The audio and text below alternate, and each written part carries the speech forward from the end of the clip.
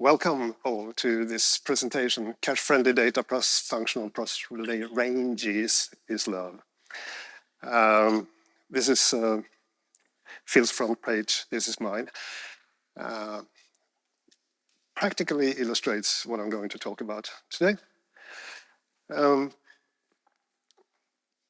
little bit of background about me, if you don't know me, I'm Björn Fahller. I started working professionally as a C++ developer in '94.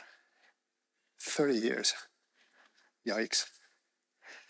I'm currently working for NetInsight in Stockholm. We do networky stuff like this kind of equipment. They are used to, for example, keep 5G networks in sync so that all the nodes are in the nation-state size network within a handful of nanoseconds, typically. Or for broadcast media, media broadcasters love a networking for live things. So if you have watched any televised live event in the past 10, 15 or so years, you have probably indirectly used our equipment. I had to say that to call this work. The background for this presentation is I attended this presentation by Mathieu about data storage in entity component system. Has any of you seen that? Some of you, a few. I found it highly inspiring, and he was in his turn very much inspired by Mike Acton's absolutely amazing keynote from 2014 at CPP-Con, 10 years ago. I think that if Mike Acton will watch the recording of this, he will not like what I'm going to say. But nonetheless, it's really good talk to watch and to learn about how to think about data access patterns, but because that is what this is all about. It's about when you do computations that requires a lot of data accesses, your performance can vary a lot depending on your data access patterns, how you do things. So to begin with something simple, we have a vector of a struct containing X, Y, Z, and D. They are stored in contiguous memory, which is good, we have been told. And we want to search for some value of D. And what happens here is that when you read memory, when you access memory, any memory, you're never addressing a single byte or a single word. You're accessing cache lines. So cache lines are on today's CPUs typically 64 bytes. So when starting to search for our D, we read this line, which is an expensive operation if it wasn't already in cache. We get this D, not that one. We get this D. This is cheap because this is in hot cache. But it wasn't that one. So we make another expensive access. Check. No, it wasn't that one. It wasn't that one either. Okay, another expensive access. Yes, that is the one. And now we can get our values and do what it was we wanted to do. The problem here is that in this illustration, it's just a handful of accesses. But pretend that it was 1,000 accesses until I found the D that I wanted. Then I've wasted 3/4 of my memory bandwidth because I never looked at the data. The other idea here is to instead model the data as a struct of vectors, where I have one vector with all the x's, one with all the y's, one with all the z's, one with all the d's. And now the search can be, do this expensive memory access. Was it this D? The other checks are essentially for free because it's in hot cache. It wasn't. Try another one. It wasn't. Oh, here we have it. Now we can check the others. And again, if this was search for 1,000 Ds before we found the one we wanted, then we would have utilized almost 100% of our memory bandwidth. It's a huge performance boost. Can be. So let's actually have a look at this.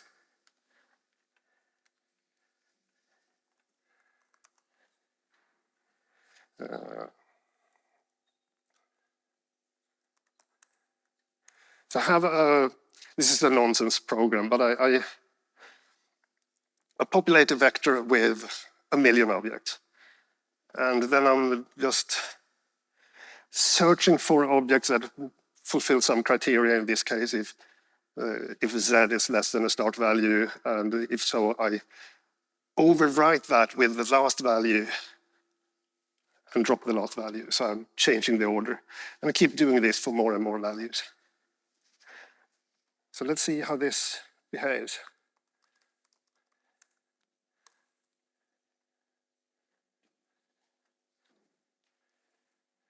I'm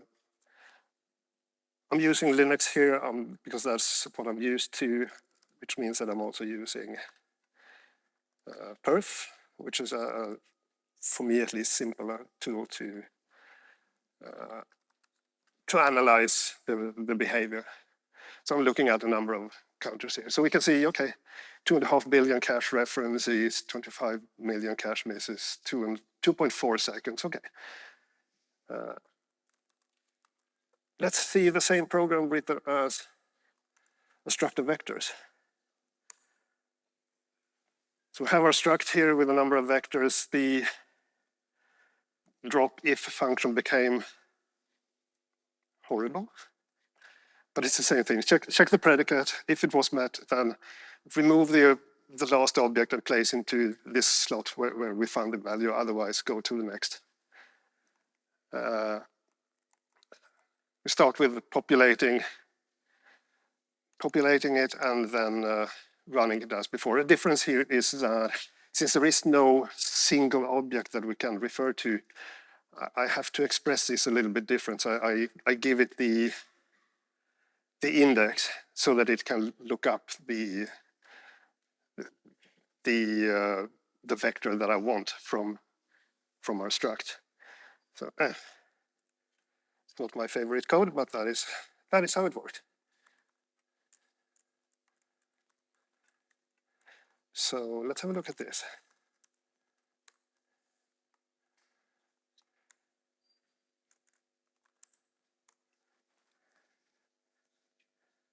All right. I mean, 640 million cache references compared to 2.5 billion. That is quite substantial, I would say. Half as many cache misses, a little less. 45 million instructions compared to 54. Okay, and 2.2 seconds. It's a little bit disappointed. I would have expected more, but it's definitely a substantial improvement. So what I think we can say here is that we definitely have way fewer memory accesses, way fewer. And fewer cache misses, less than half. Slightly fewer instructions, maybe not super important. Significantly can maybe be argued, but definitely faster, definitely faster.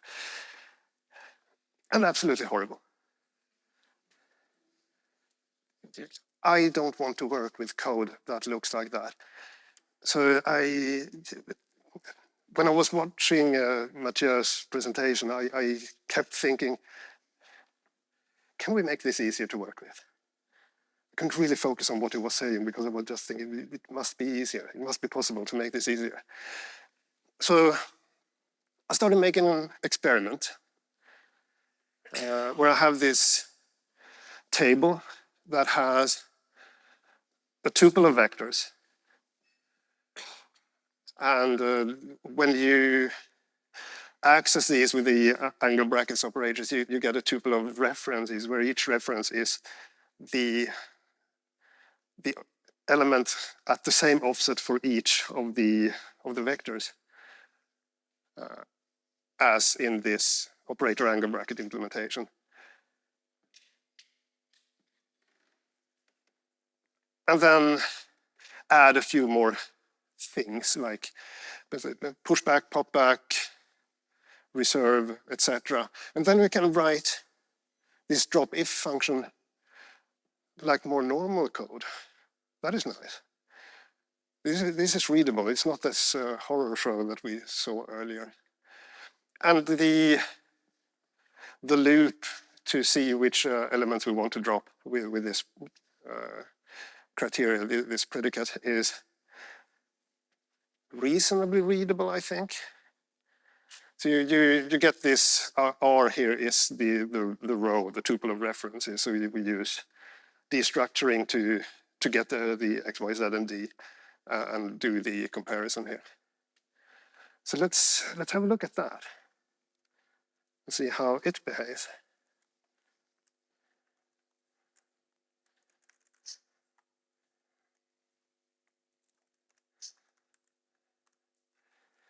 So yeah, some more functions. So pop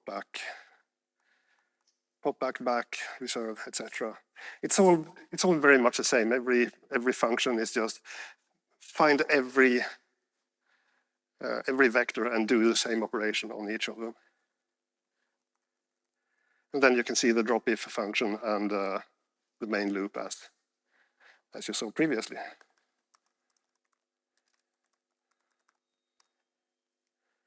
So what happens if we try to run that?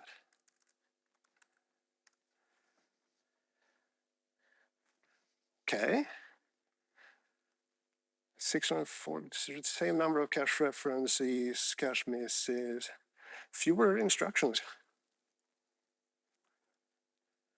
Way fewer cycles. 1.5 seconds, 1.6. I am a little bit troubled by this result because I don't understand it.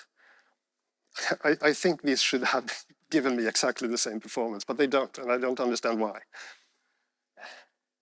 I mean, I understand why if I look at the generated code, but I don't understand why the compiler writes better code for this than for the previous. I don't. I'm not going to complain, though. So what we see now, we see that the ergonomics of this tiny experiment is roughly the same as working with a vector of structs, but with way better performance. Performance is the same, or actually in this case, quite a lot better than with hand-coded structure vectors. But I want more to be happy with this. This code example was, by the way, what made me write the abstract for this talk that made you come here and listen to it. I didn't actually know what I would achieve at that time. But I thought that I have something that I can do something with. But what I want, or actually need to be good, I need a stable row ID. This is one of the things with the entity component system, is that you should be able to store a value and have a stable key, something that you can look it up with, so you know that this is the green monster with the yellow beak. Even if it's maybe not stable in memory if it moves around, but you have a unique access, unique ID to look it up with. And there are a number of ways to achieve this. This is a matter of engineering compromises. One thing that you can do is, just like I showed here, you have all these vectors with the various values, and when you erase a value, you mark that row as being unused. And when you insert a value, you insert at the first unused row or append at the end if there is none. The advantage of that is erase and insert are usually quite quick. And the row ID is sort of trivial. It's just the offset where the object is stored. The downside of it is that iteration becomes a little bit trouble, because you have to go through the rows one by one and see, do I have data here? Yes, do something. Do I have data here? Yes, do something. Do I have data here? No, go to next, do something, go to next, go to next. There was something called Colony that was aimed at standardization for C++ that did the thing I just said. And then it was renamed to Hive some obsession with bees, I guess, and was aimed at inclusion in the standard library. And then it seems to just have died out. I don't know really what happened, which is sad. Another thing you can do, a different way of the engineering trade-offs, is that you can say, you can do like what I showed you with my drop if, and say that, no, I want my objects to always be strictly in contiguous memory. The price I pay for that is that the objects will move in memory. When I erase something, the last element is dropped in. So iteration order will change when you remove objects. But the advantage is that iteration is blazingly fast. It's trivially vectorizable because everything is always in contiguous store. There are no unvalues. Everything has a value. But the downside is that the row ID becomes tricky because now you need a stable identity for something that moves around. You need to do some bookkeeping to handle that. I definitely want an iterator interface. I want to be able to use this data structure with ranges, because ranges are cool. And what I also want, I want a convenient way to look at only some of the columns. You saw here that I have had this tuple of references that I destructured to get all the members regardless of how many of them I actually want. I want to be able to express it. No, I want exactly this column or these two columns, no others. And I want a convenient way to call a perfectly normal function directly on the selected elements, maybe two of the columns for a certain row. That would be cool. But I mean, the successometer is a slight slide. It's not bad. So, strap in tight. You are in for a ride with many angle brackets and dot dot dots and indirections. So many indirections. This is going to be fun. So, stable row ID.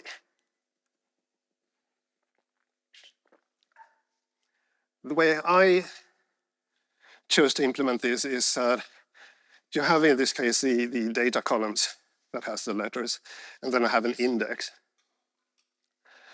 And if I want to erase the D's, you can drop them like that, and we move the I's into that place. Okay, cool. But the I's had this row ID 8. So how do we handle that? Well, we can write a 3 at row ID 8. So I should have skipped that. If I want to look up what is on row ID 8, I see that it's offset 3, so I'll look it up. So it's an extra level of indirection when you use the row ID for a lookup, which is perfectly okay if you don't do that super often, if you do that occasionally. And if I just want to find where is my I, then I need a reverse index to be able to go the other way around to say, okay, I found my I, but which row ID does the I's have? Well, the reverse index says it's 8, because the reverse index and the index, they are always pointing at each other. Like so. And if I want to store a new element, I want to insert case, insertion is always store at the back. And I get this to be with the reverse index 3 from this first free thing. So now I can store number 8 at it. Like so. Okay. So again, reverse index and the index are always pointing at each other. Getting this code to work was surprisingly hard. It was so easy to make mistakes. I ran a fuzzer on the implementation, and the first run was embarrassing. But it was possible. I got it. The end code is not super complicated, but it's not pretty either. So what we get now then is Now operator angle brackets takes a row ID, and to be able to access something, I need to get the storage offset of that, and I get that by looking at the index. And then the rest is as we saw before. So now it's changing a little bit the API to say that pushback gives me a row ID so that I can store it if I want to, and I can erase by row ID, and I can ask it also, do you have this row ID? And then we can do things like that. Store a number of elements, keep the row ID for them, erase by row ID, look up, etc. So that is neat. I like that. So let's have a look. What happens when we do this?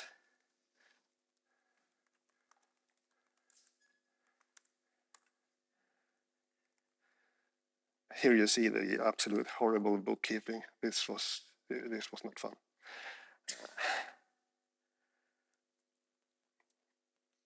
But it works, and the rest of the code is as you've seen before.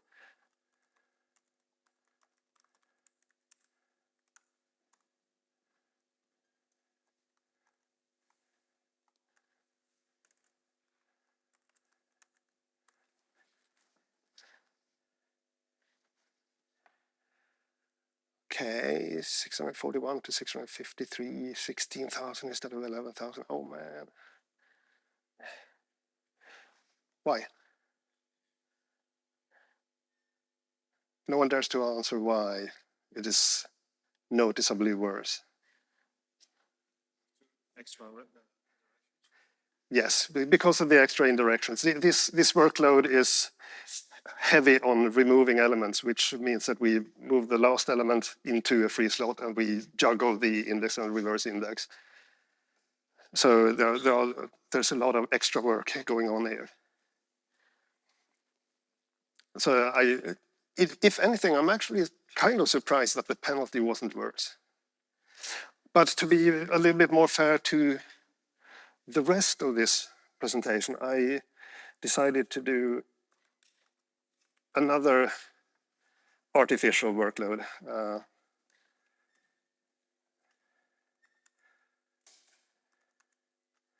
I have something that doesn't actually remove, it just iterates. That is all it does. So here, I'm just iterating over the table over and over and over, and when I find values that meet some criteria, I print them. That is all.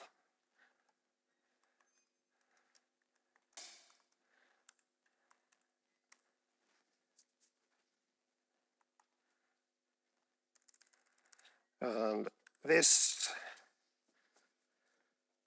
is a larger job. It takes more time. Should maybe have made this a little bit smaller. I don't know. I'm using ridiculously large data sets to make the performance differences visible. If I would have a few hundred elements, it would all just disappear in noise. So 22 seconds, and if I compare that with this implementation that uses the row IDs, now we have all these horrible indirections and such. But the rest of the logic is the same.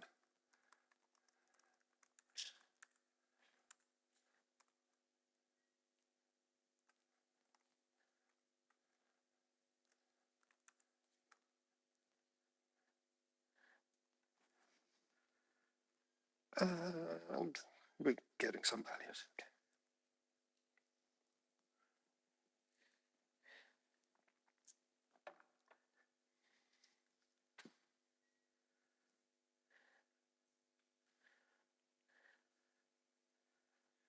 Okay.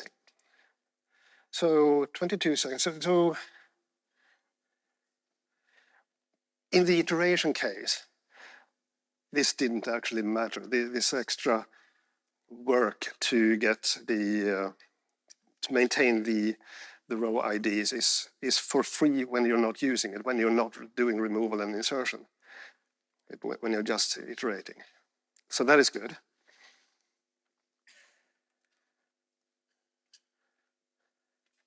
So We can tick that off. We have a stable row ID. That is nice. And that makes me happy. But I want iterators. I really want iterators. Because the code is horrible without iterators. Of course, we want iterators. So iterating in storage order is fast. You absolutely do not want to iterate in a row ID order, because then you're just jumping all over the place. But iterating in storage order means strictly advancing memory, super fast. The prefetcher loves this. So we can handle the value type of the iterator just like this row. So it's a tuple of references. So this is the same as if you're used to working with ranges, the zip view is the same, but the iterator from a zip view is, the value type of the iterator from zip view is a tuple of references to each of the containers that you're zipping. So the way I choose to do this is I have a sentinel to mark the end of iteration and an iterator. And you could, of course, say that the data that we have in the iterator is a tuple of iterators for each of the columns. But why? That would store a lot more data, and you have to advance each of them. So I choose to store a pointer to the table and keep the offset. How far are we in the iteration? This has the added advantage that this is now safer to work with. If you're doing an iteration and somewhere in the iteration you're doing an operation that makes the table grow and make the vectors reallocate, this lookup will still be safe because you're looking at the offset into the table, into each of the vectors of the table. So our operator start to dereference these is to just like the previous operator angle brackets that looked at offset instead of row ID.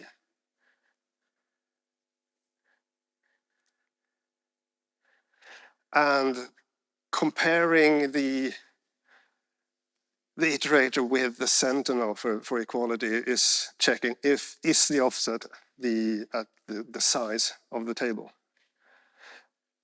And also, since cplusplus and later, you don't have to write more than that, because this implements sentinel iterator, iterator sentinel, and also operator not equals. So that is cool. So we got something for free.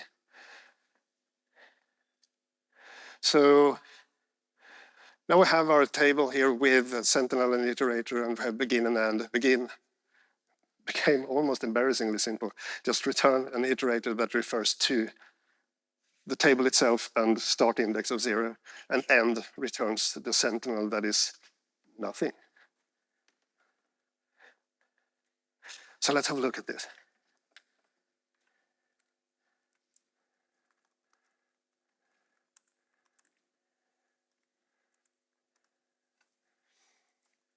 So I have the table and the iterator here.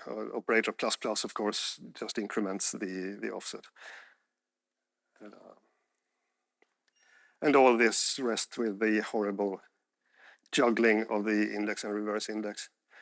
But now I can actually write this. The found values are all the values filtered by this predicate to see if we have the D is the value we're searching for and the Z is 1.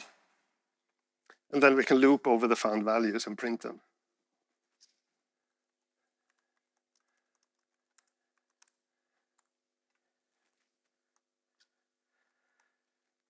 So what do we get?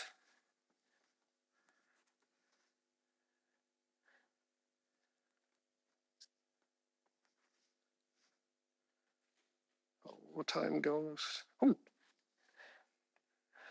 Okay. I mean, I'm not complaining that we doubled the performance. Instructions went down from 500 billion to 250 billion. So we halved the number of instructions. I don't know why the compiler decided to write better code, generate better code for this. Maybe it is because on a higher level it is more accustomed to seeing iteration using iterators. I don't know. I'm super surprised. I cannot explain it, but I'm not going to complain. So we can definitely see that this is something that we can work with. This is not bad. But wouldn't it be nice if we can also be able to find the row ID? Like if you have find if, for example, find if to search for some criteria, and now you find the row that meets your criteria. How do I find the ID of that one? I should be able to get it from the iterator. And tuple of references doesn't naturally lend itself to doing that. And yeah, you can make some new type that inherits from it, and then you can implement your own logic in that. But then you lose the destructuring, because the destructuring doesn't know, it looks at the concrete type, it doesn't look at what you may have inherited from. And I think the destructuring is important to have. But did you know that the standard library offers way to enable destructuring for your own types? Jason is nodding. I don't see anyone else nodding.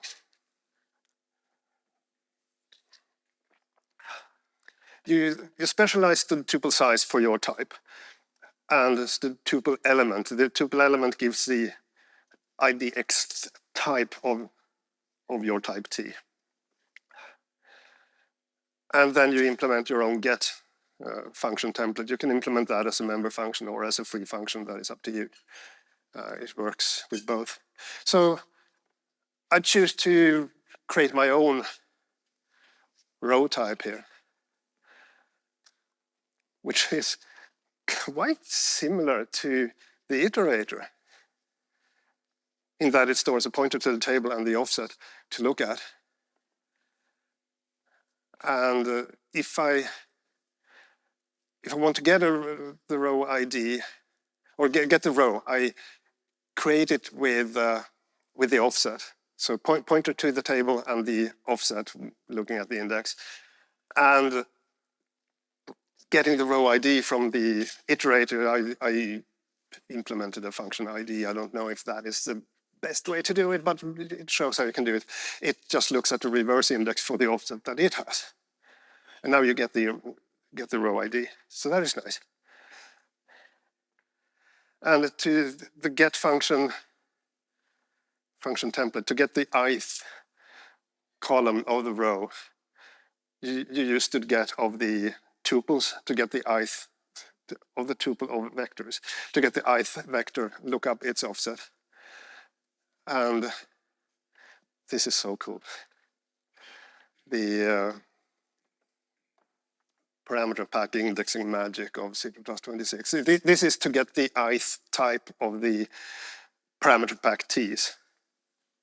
That is cool.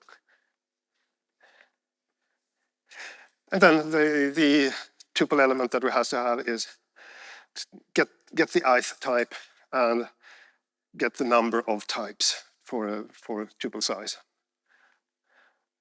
So let's have a look at this.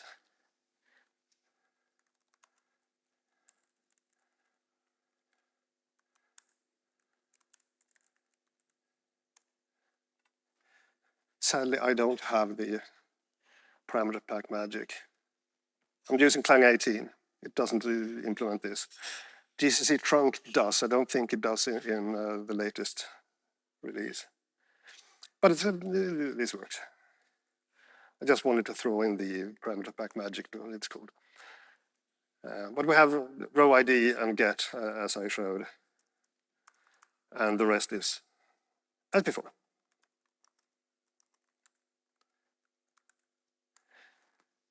So now we can, of course, wonder,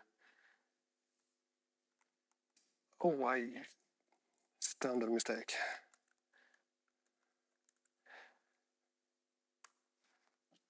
build the correct program. That is one thing I have learned through my 30 years of experience. If you build one program and test another, you will not get good results.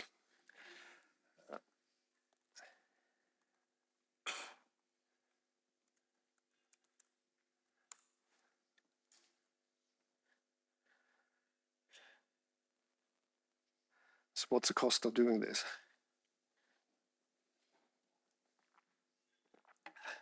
Okay. Still 11 seconds. The number of data accesses seems to be the same number of branches and instructions. Yeah, okay. So I wouldn't say it's for free. It's not for free. It costs compilation time. But in runtime performance, it's for free. So check one off. We have an iterator interface to work with ranges.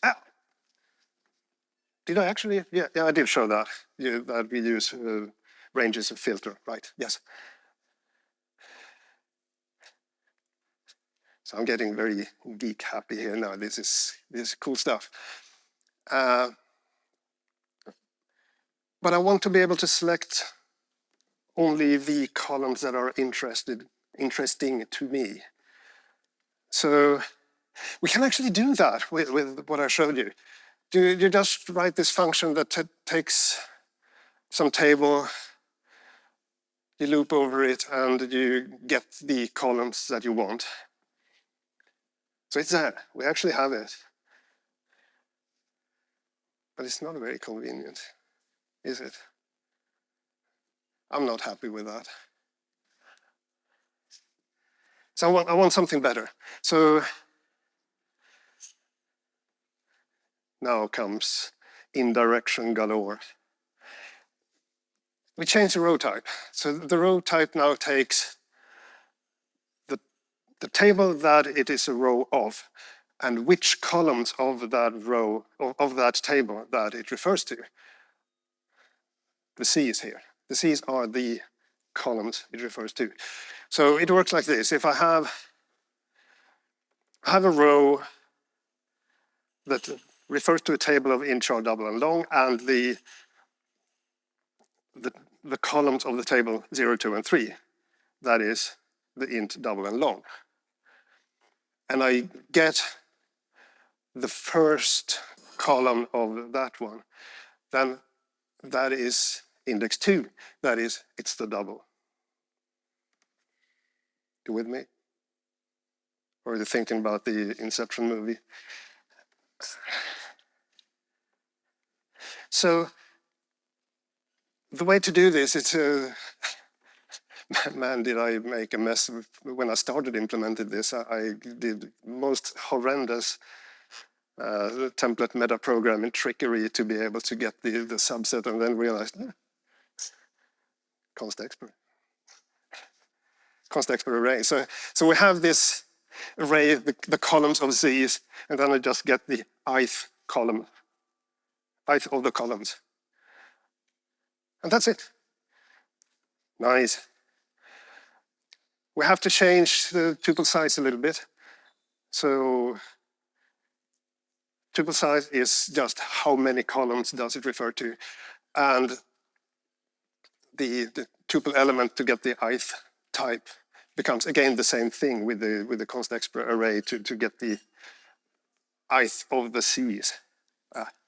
Yes, indirections, many indirections.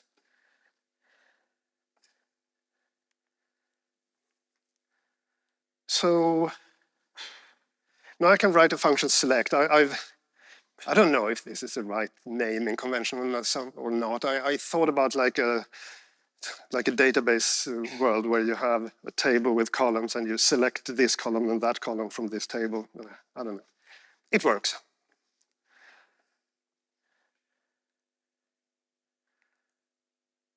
And the only thing I need to do then is to return, if this function template select takes this row with C's, then I need to return a new row that refers to the same table and the ith of the columns.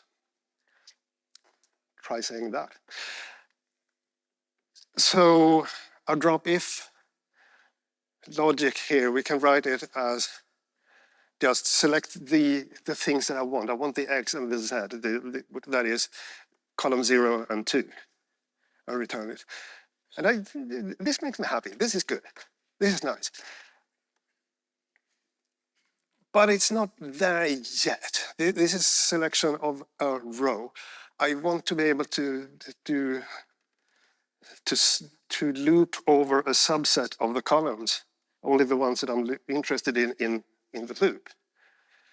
And this one is a little bit bizarre, seemingly. It's actually not, but it seems a little bit like it. The way I did this is I created a range selector type that refers to the range that it will loop over and the columns of that range. And it has a begin and end that returns an iterator, and end returns whatever the range end is. And the iterator, I did it like this. I get the range iterator, the R iterator, the iterator for the range R, by just asking it, well, if I call begin on you, what would I get? That is the one. And my iterator is publicly inheriting from it, because now I get operator equals and operator plus plus for free. The value type of this iterator is whatever I get by calling select on the columns when I dereference such an iterator. So operator, the dereference operator, operator star, becomes just get the underlying iterator, which is trivial since it's inheriting from it, and call select on the dereference of it. I'm saying the word just as if this was simple, because I've been working with these slides for quite some time. I've been massaging this code for quite some time. It's beginning to actually feel simple. Believe you me, it was not. There were many, many, many frustrating compilation errors and failed attempts. But I think the end result is quite okay. So then how do I get the range selector? Yeah, another level of interaction. Of course, I have a range selector maker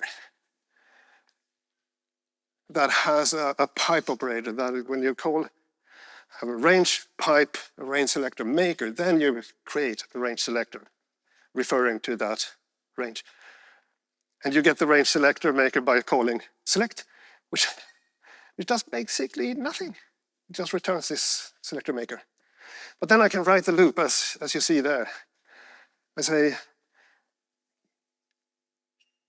I have the values, I want to select columns 0 and 3.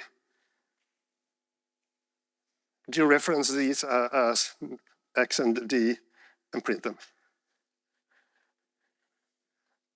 That is cool. That is super cool. So let's have a look.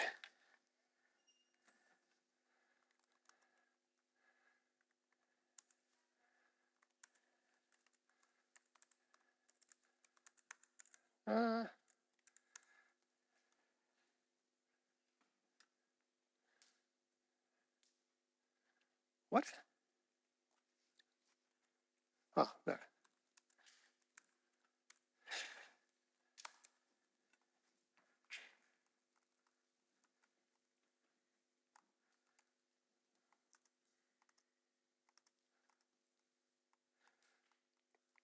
So I have this range selector and my select function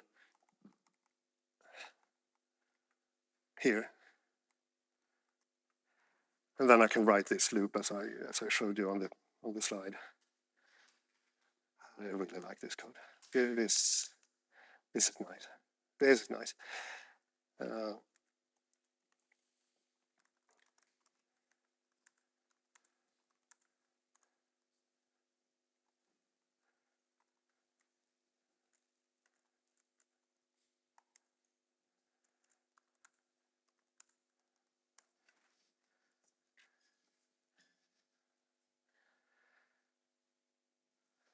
Nerves, looking at the clock.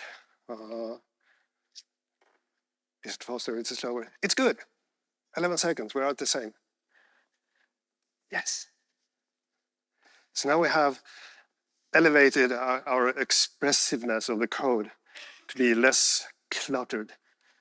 This is lovely.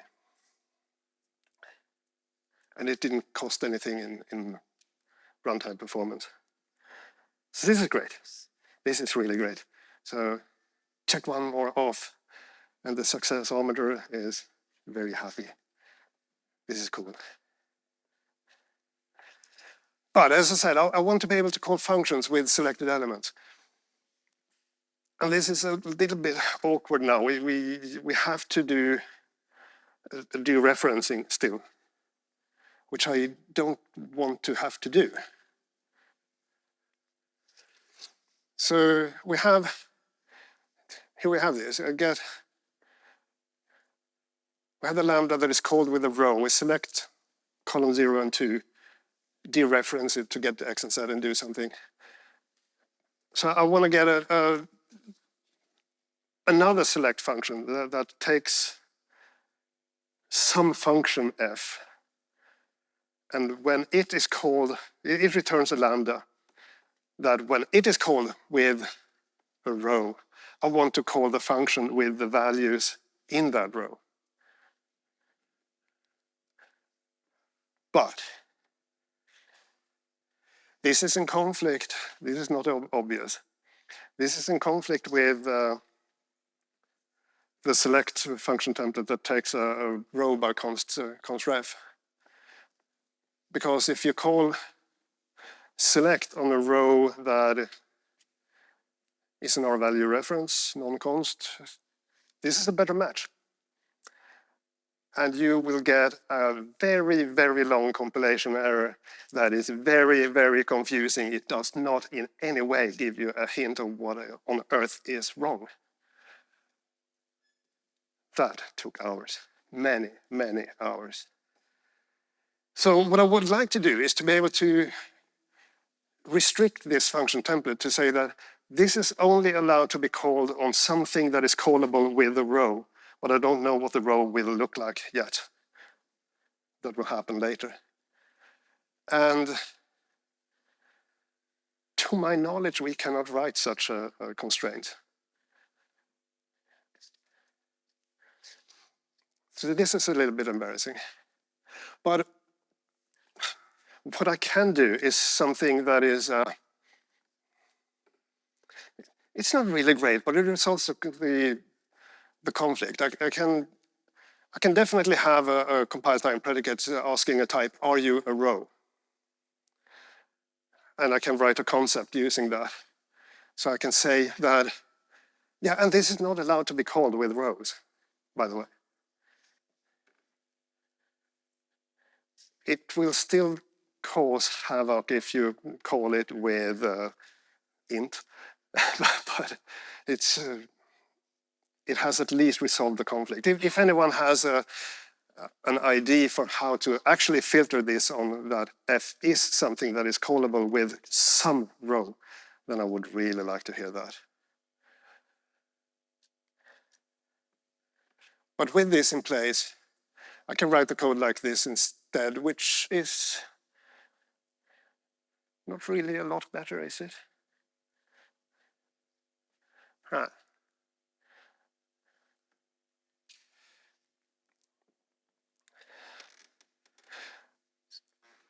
But we have this, we call the function f with each of the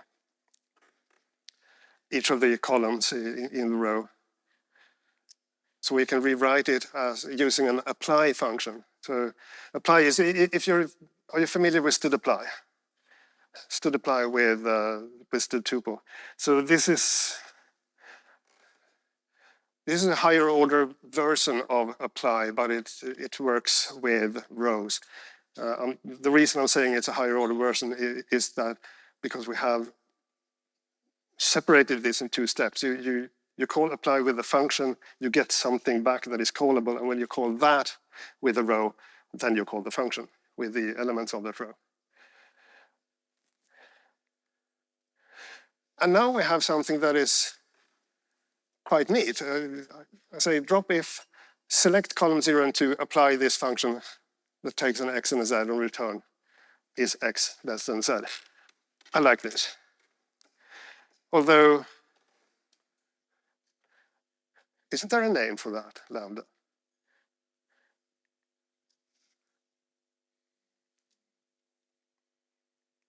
I'm getting all starry-eyed here. This is super. This is super. This makes me very happy. So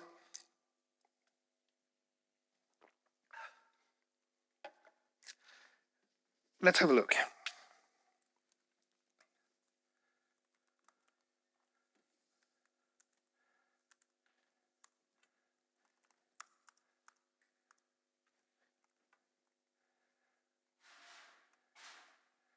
So now I have this select and apply.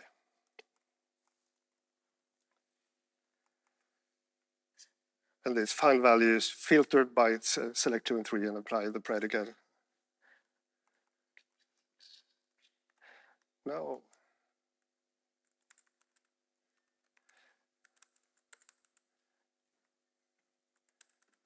Wasn't that?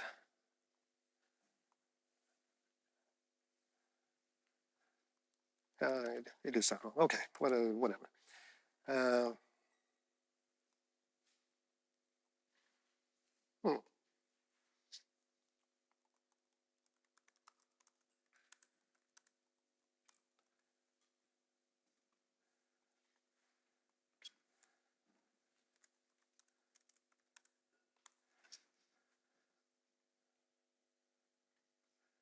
Tension is growing.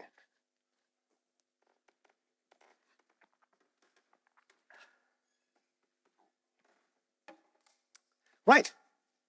Cool. I'm happy.